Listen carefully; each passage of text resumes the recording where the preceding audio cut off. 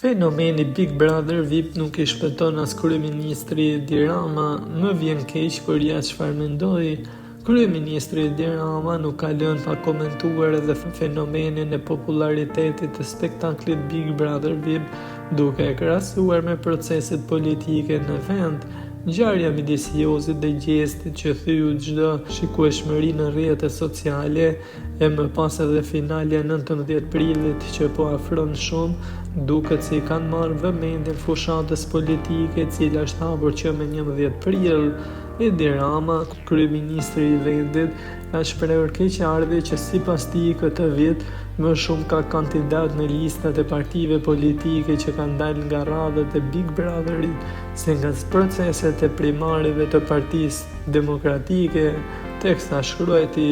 njësoj si ata të shkretët, njerëzit e knetës që u futën me kokë në primare dhe si përfundim nxorri më shumë Big Brother I kandidat në listat e knetës se që nxorrën primaret, më shumë erdhën nga Big Brotheri. Më vjen keq për ato sondazhet janë të vërteta,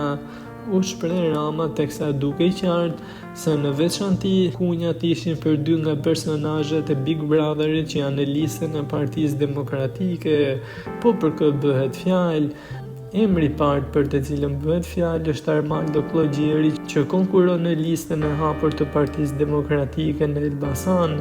Ai është shprehur ndër të tjera se ka pranuar këtë për fshatrat e Gramshit të Prenjasit, duke thënë se çpopullimi është lufta e tij kryesore dhe se dëshiron të kontribuojë sadopak në zgjidhjen e këtij problemi, ndërsa emri I dytë është Julia Iliriani.